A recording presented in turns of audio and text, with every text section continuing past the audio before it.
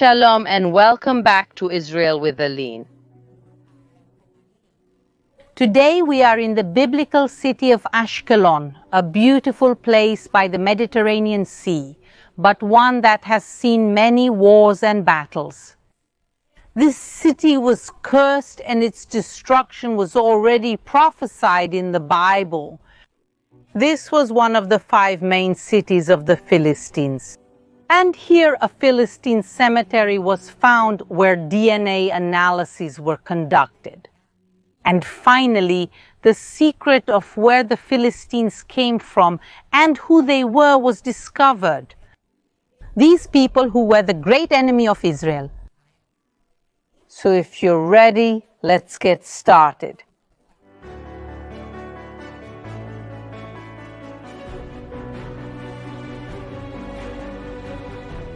Let's start today's tour in the oldest part of the city of Ashkelon, which is the Canaanite part of the city. And look at this amazing gate behind me. It is the oldest arched gate ever found in the whole world. Yes, this is the oldest arched gate in the world. It has 4,000 years of history.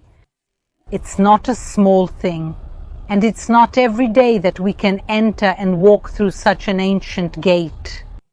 Its width is 2 meters, its height is 4 meters, and its length is 15.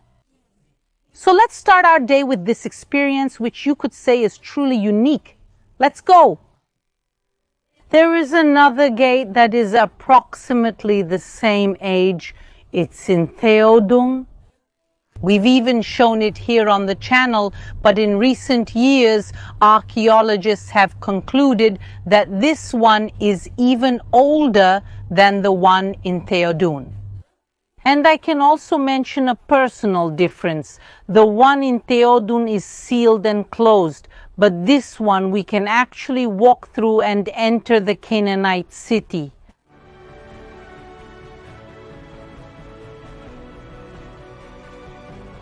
4,000 years ago, the Canaanites used the best technology of their time to fortify and protect their city. An example is the gate itself.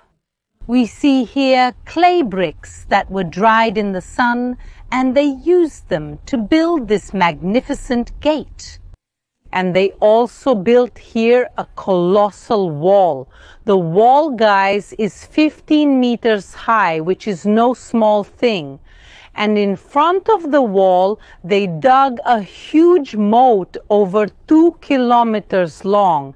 They really invested a lot of their time and money to protect this city. And this shows its importance. It had, in the Canaanite period, 15,000 inhabitants. Talking about 15,000 people almost 4,000 years ago, it was really a colossal city. And now we're going to learn a little more about it. Let's go.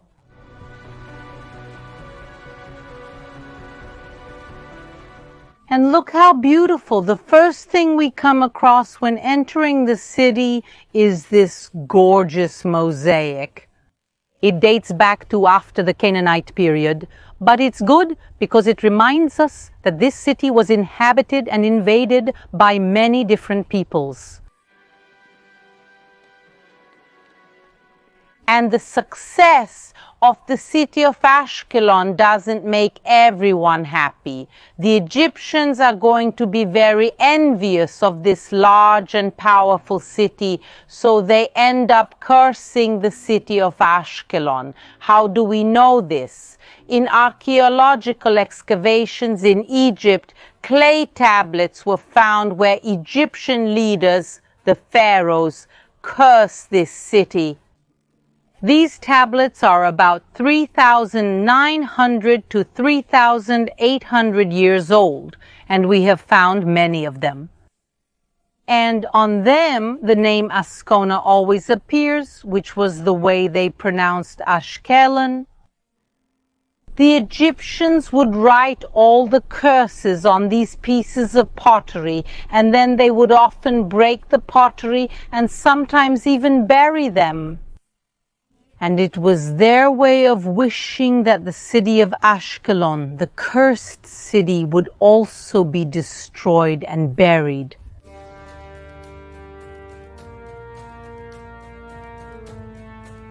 Now we are outside the walls, and we can see their colossal size, and also that they were built at an angle. So if people tried to climb from the outside, they would roll down, slip, and wouldn't be able to invade the city. This is a way to protect the city, but they also wanted to protect their city in a way that you could say is spiritual. After all, there was no shortage of curses on this city. And that's why they built a sanctuary here. You can see it right here behind me, where there's a part of the wall that sticks out a bit and has the drawing of a calf. This here was a sanctuary for a pagan god. Can you guess which god this is? This here is a representation of Baal. Yes, the Baal we've heard about so many times in the Bible as a god worshipped by the Canaanites. And here we find a temple for Baal, a very well-made temple with 6 different rooms. Each of the rooms had a matter related to the priesthood of Baal, and you find an image of a silver calf inside a jar altar. And the idea of building this sanctuary right here is so that everyone entering and leaving the city could stop here and worship Baal, asking him for protection during their travels and journeys. But as we know, this will end up being in vain, because soon the city will be conquered and destroyed. Let's discover the next phase of Ashkelon.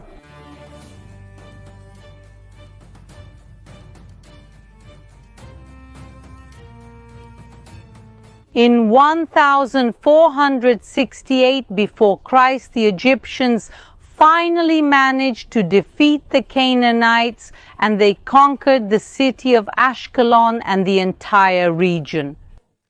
And of course, they are going to leave their mark here in the city. One of the things we can see is this statue here of the goddess Isis, the most important goddess in all of Egyptian mythology, and according to their beliefs, the creator of witchcraft. And this here is just a small archaeological find among everything that exists here in Tel Ashkelon. And as you can see, many excavations and restorations have been carried out here in recent years, which help us even more to discover the history of this city.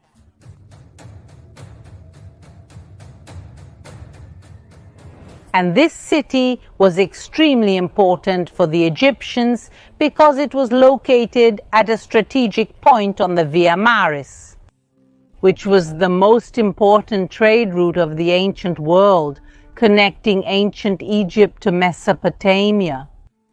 And that's why, for 350 years, the Egyptians managed to keep this city under their control, which is actually most of the period when the Jews were enslaved in Egypt. But then comes the next people who will defeat and expel the Egyptians. Who are they? They are the Philistines, and now we are going to learn their story.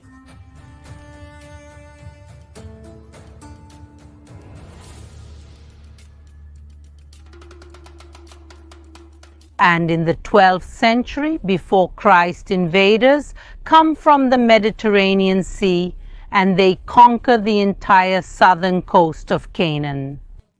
They are known as the Sea Peoples or the Philistines, and they have 5 main cities. One of them is Ashkelon, where we are, and the others are Ashdod, Ekron, Gaza, and Gath.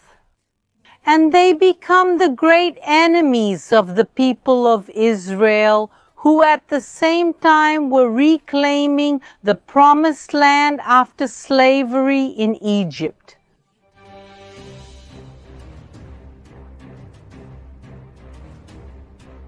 And the Philistines become the great enemies of the people of Israel, and the Bible will recount centuries and centuries of battles between these peoples.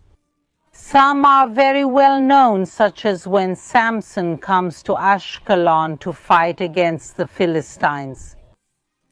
There is also the very famous battle between David and a Philistine giant named Goliath. And not long after that, the king of Israel dies in a great battle against the Philistines. And King David asks that this not be announced in all the regions so that the Philistines would not celebrate the death of the king of Israel. Do not announce this in Gath, nor publish it in the streets of Ashkelon, so that the daughters of the Philistines will not rejoice, nor the daughters of the uncircumcised leap for joy. But where exactly did the Philistines come from? The Bible tells us the following. The Lord says, "Isn't it a fact that I brought Israel up from the land of Egypt, the Philistines from Caphtor, and the Syrians from Kir?" So the Philistines came from Caphtor. The question is, where is Caphtor today? There are several theories. One that Caphtor is Crete or Sicily or Cyprus. There are several possibilities. But there is an inscription that helps us better understand where Caphtor might be.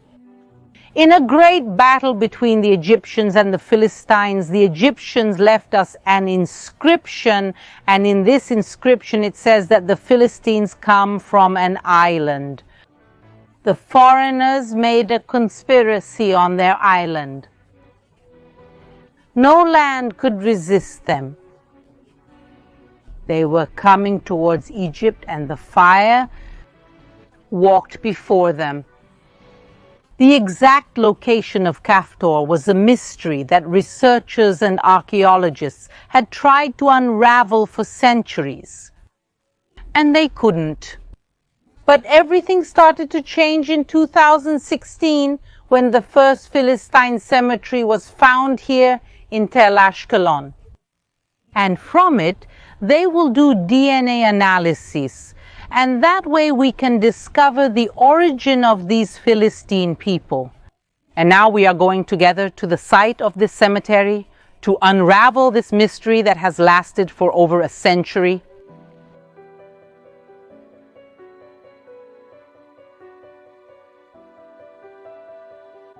During the archaeological excavations at Tel Ashkelon, Philistine houses were found here nearby.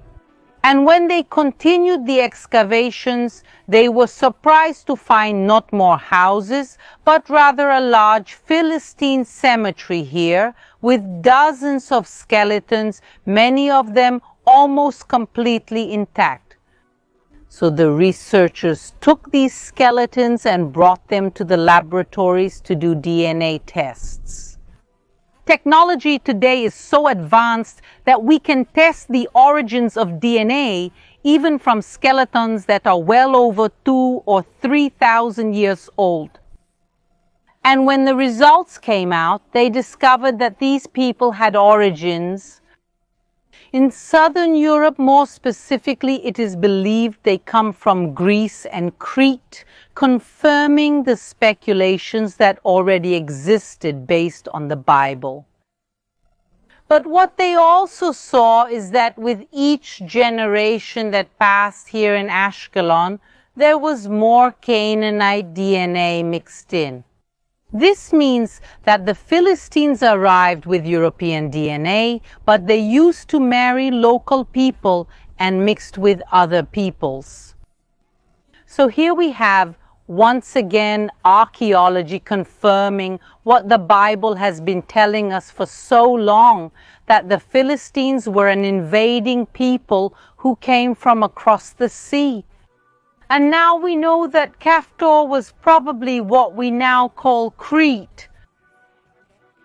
And this also fits very well with other archaeological excavations that have been done, which show that they were not Semitic, because the language they spoke was the Aegean language, a language more similar to Greek than to any of the languages here in the region of Canaan and the Middle East. And also with the Philistine pottery that was found, which was similar to that of the ancient Greece region. But what happened to the Philistines? After all, they're not here anymore nowadays. The fate and destruction of the Philistines had already been prophesied in the Bible. Because Gaza will be abandoned and Ashkelon will be deserted, Ashdod will be driven out at noon and Ekron will be uprooted. Woe to those who live on the coast, the people of the Cherethites. The word of the Lord will be against you, Canaan, land of the Philistines. I will make you destroyed until not a single inhabitant remains. The coastline will become pasture land, with shelters for shepherds and pens for flocks. The coastline will belong to the remnant of the house of Judah. There they will graze their flocks, and at evening they will lie down in the houses of Ashkelon, for the Lord their God will visit them and restore their fortunes. In 732 before Christ, the Assyrians conquered this entire region and subdued the Philistines, who would cease to be a free people. And in the following years, a very difficult period began for the Philistines. But the final blow came in 604 before Christ with the Babylonian invasion. The Babylonians will conquer the region and expel the Philistines. Just as the people of Israel will be sent into exile in Babylon, the Philistines will also be sent into exile in Mesopotamia. But unlike the people of Israel, who managed to return to their land, the Philistines are expelled and never come back. And this is the end of centuries and centuries of Philistine rule here on the coast. And so the Philistines disappear from the pages of history. And their memory only remains alive thanks to the Bible and archaeological sites like Tel Ashkelon.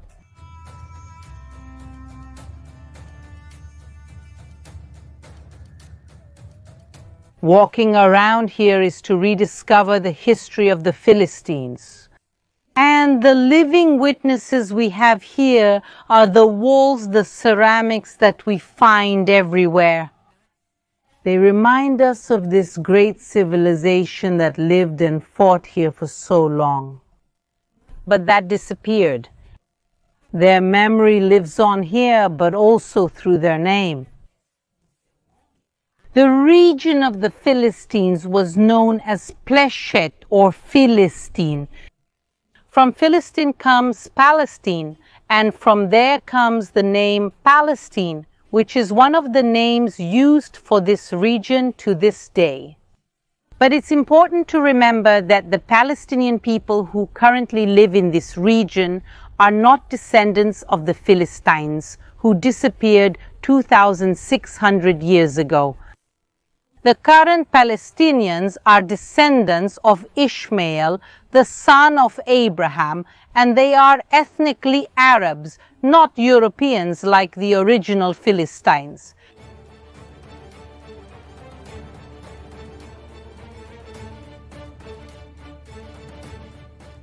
I hope you enjoyed discovering the archaeology and history of Tel Ashkelon and also of the Philistines.